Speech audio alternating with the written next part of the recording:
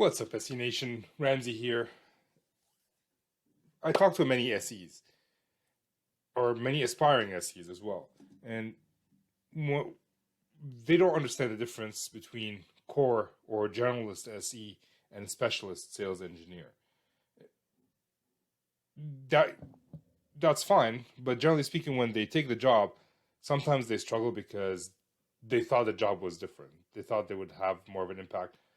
When I was interviewing for my first SE role, the question I was asked in the interview with the VP of sales engineering was, why do you want to be an SE? My response was, I want to be an expert in something. I want to be able to talk to my customers. And he very clearly said, Ramsey, you're not going to be an expert in anything. You don't understand the role.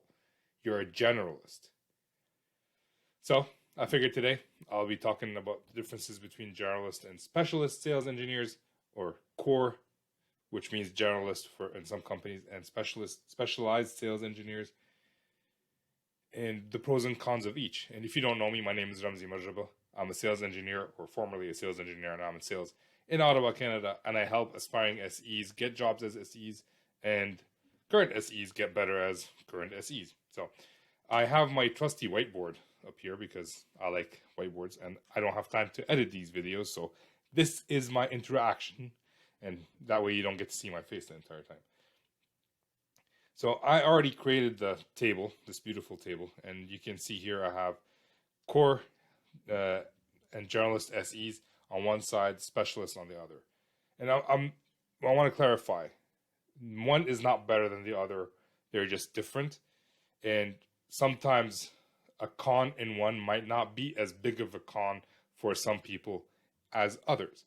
And so let's go through this. We'll start with the pros of the generalist SE. So, core or generalist SE. The one thing I enjoy immensely about being a generalist SE, let me make this smaller, is the fact that I get to build, I don't know how to write build, relationships. Relationships with customers. I'm gonna skip with for your sake because you don't want to see me writing this entire thing. Anyways, I get to build relationships with customers. I personally have a specific set of customers. Now, I have a specific set of customers that I do business with over and over. I can also go after new logos, as they say. But a lot of generalist SEs, enterprise SEs, whether you're at VMware, Splunk, AWS, Google Cloud, we work with the same set of customers over and over a lot of times. And that means we get to build that great relationship with them. We get to understand their business very well. We become friends with a lot of them. And that, for me, is very satisfactory. Has a lot of satisfaction for me. Because it's not transactional.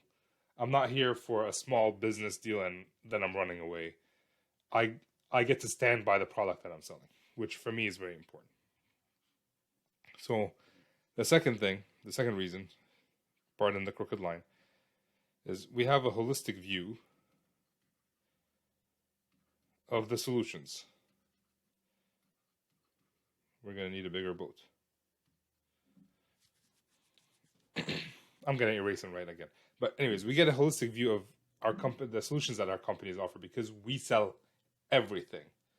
From, for example, I sell testing equipment for networks from layer 0 or layer 1 all the way to layer 7, also security, also LTE, also SD-WAN. So when I sell to my customers, and if I'm having a conversation with my customer, I can see that, oh, they're talking about this, now we're combining solutions. I have a full view of what we offer and why we offer it.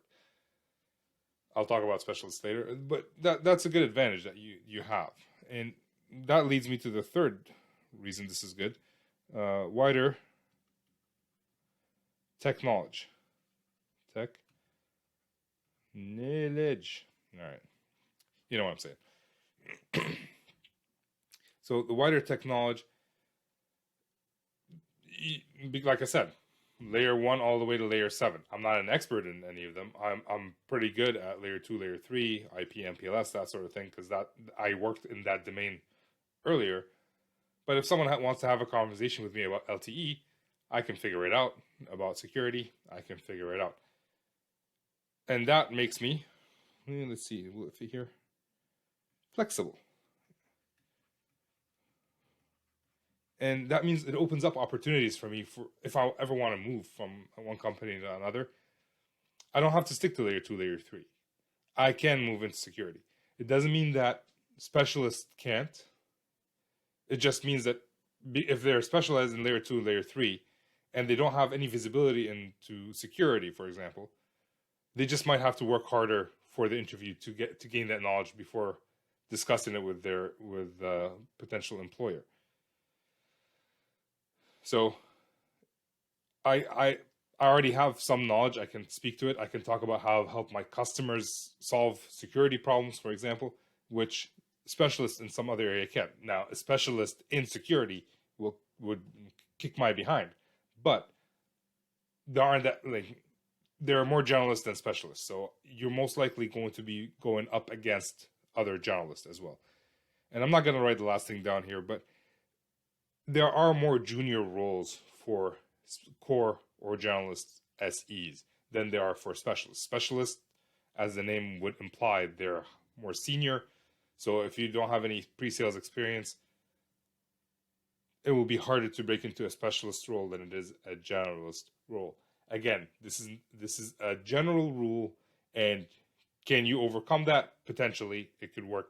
If you're in security and you're not a sales engineer, but you work with customers and you're an expert in security, it will be very easy for you to break into a specialist role, potentially. Whereas it might not be for if you don't have any security knowledge or pre-sales knowledge. So again, everything is nuanced. So we might have to take case by case basis, but this is a general rule, and this is how I see it. If you disagree, leave a comment below. If you like what I'm showing so far, like below. Oh, and if you're looking to write a resume, check the link below because I'll have a guide on how to write an awesome resume. Anywho, let's talk about the cons. And there are some cons. Could be overwhelmed by products. So my company, again, layer 0 to layer 7, that's already 2 different products right there with a million permutation. Add LTE, add security, then the company purchases another company that does Wi-Fi, so you add Wi-Fi to your portfolio. You buy another company that does specific pieces of like RU, DU, and I might be saying terminology, but just know that there are different technologies, and as a generalist, these just might be added more onto your plate. So there's a lot of products. Also, brand new products that companies that come up with. You're going to have to learn those. So there's a lot of products, and a lot of people fail here because as engineers, we want to feel like, and again, I'm generalizing, we want to feel like we know something, and sometimes we have to sell things that we don't know. We just have to figure it out on the spot and learn it a couple of days ahead of time, or come in and figure out what we need to learn so we can come back with more information. So usually speaking, there's a lot of products. And another con is we don't have any deep knowledge. So if you look at this, they're polar opposites. I have an episode with a gentleman from Cisco, Brian Young, and he talks about being an inch deep and a mile wide. That's what we are. We are an inch deep and a mile wide. And as a generalist, I always recommend to my clients that I work with is try to become a specialist in one product that you sell the most of and a generalist in the rest. But it always feels good to have at least one specialty. And being a generalist is a good thing. I think there's a book, can't remember the gentleman's name. I'll find it and I'll link it below. It's about how the generalists are going to rule the world or whatever. I actually found a good video about that particular topic, I'll also leave it in the description below. I'll also link. Geez, I'm linking everything. I'll link the episode about mile wide and inch deep somewhere. I don't know if you can see this, but somewhere. So there's that. Then for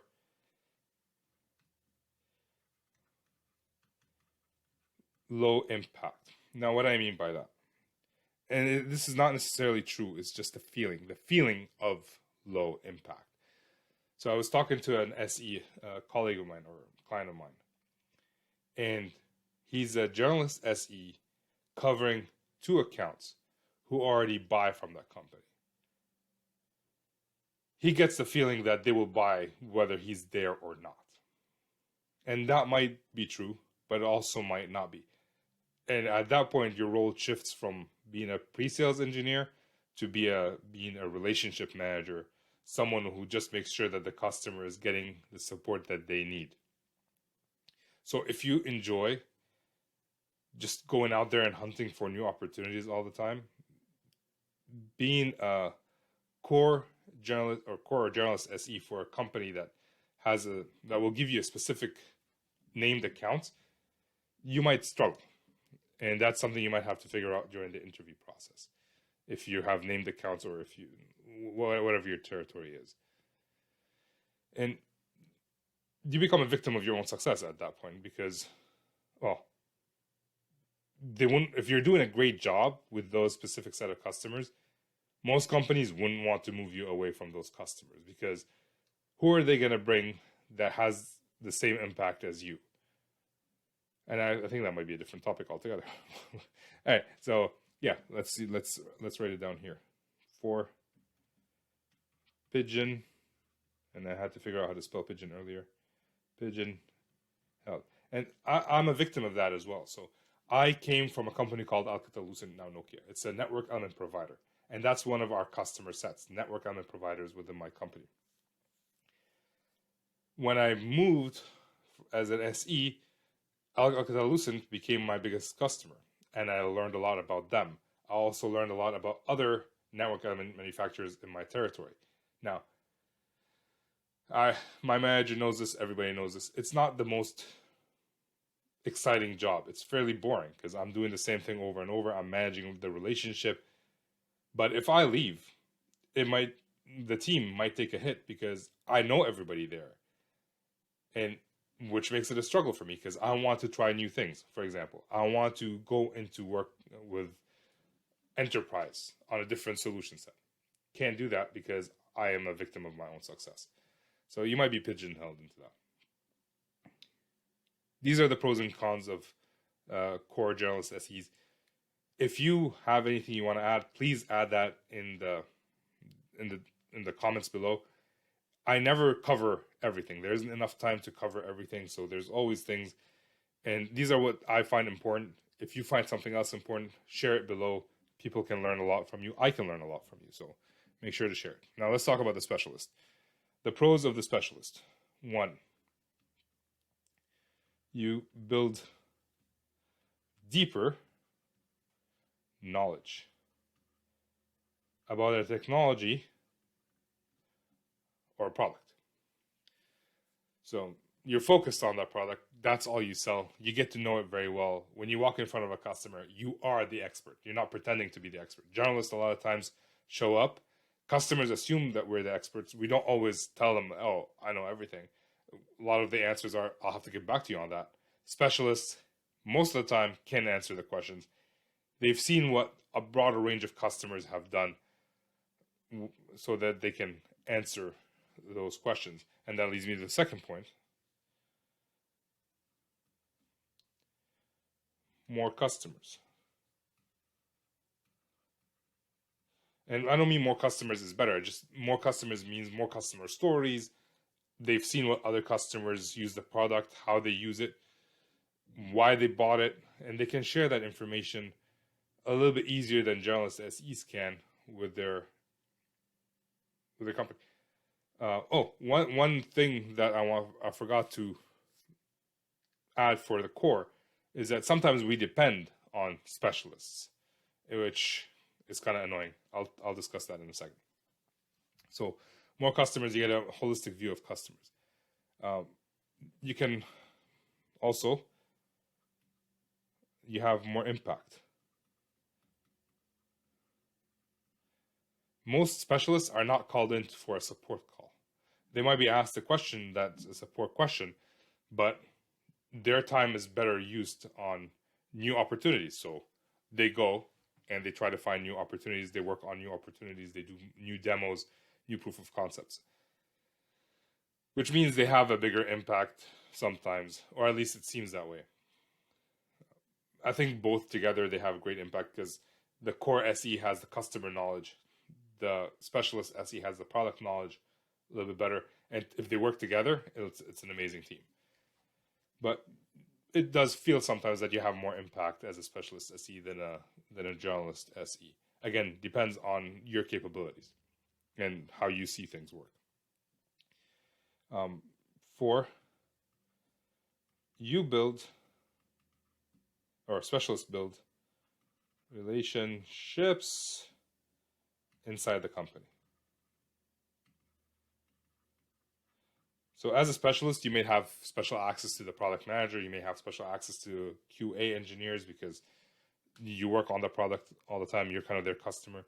You might have access to engineers. So you get to build that relationship internally. And the last thing I want to add here is travel. You travel because the ratio of specialists to generalist SEs is much smaller. So, you can have one specialist SE for every 10 generalist SEs. Generalist SEs could own a territory, which means, let's say I'm in Ottawa, I cover Eastern Canada, but most of my customers are within 20 minutes from me in Ottawa, so I don't travel a lot. A specialist who can cover North America or Eastern North America, East Coast, West Coast, whatever it is, which means they get to travel, and some people see that as a pro. I am going to put it in both, and it's up to you to decide. I don't know if I actually have 5 cons, but I wrote it as 5. Travel could be a pro, could be a con. Let's dig in deeper into the cons here. Too many dependents. As specialist sales engineer, if you're one covering, let's say, Eastern US, if you're one SE covering Eastern US and you have 10 generalist SEs covering Eastern US for that, you have 10 people vying for your time. It might not all be at the same time, but it could be. And as generalist SEs working with like a specific set of customers, I could spend my time working on a 10K deal. I'm not traveling. I already know the customer. I can work with them. If you're a specialist, you're not going to work on a 10K deal. If for example, your large deals are $1 million. So you're going to choose that, but you still having people reaching out to you all the time, asking you for stuff. Again, so unlike special generalists, you're kind of limiting career options. That's not how you write career. 1R. All right. What I mean by that, because as I said earlier, if you're a generalist SE, you have view into different technologies. As a specialist, you're kind of limited to one specific technology area. Doesn't mean that you're not going to get a job if you want. You might get a job faster because you're the expert. But if you want to shift away, it's just a little bit harder to shift out of that industry, if you will. It's not always the same for everybody, depending on your luck and where you are and how desperate people are. So, but it is, generally speaking, the case. And the last thing I want to add here, so I guess this is 4, not 5. 3, you are dependent. So this time you're dependent on generalists. Most specialist SEs don't go out there find deals for themselves. They're salespeople, if they have salespeople, maybe, but generalist SE specialist SEs are not in touch with the customers the way generalist SEs are, or their salespeople. So they're dependent on the generalist SEs, the generalist sales team, to get them leads and bring them and get them involved. And if you have a large quota, you're gonna need a lot of efforts, and a lot of times the generalist sales team focuses on the product that sells more. So if your product, or the higher ticket product, if your product is not one of those, it's going to take a back seat to something else. If your quota is reasonable, then it doesn't really matter. If your quota is not reasonable, then it would.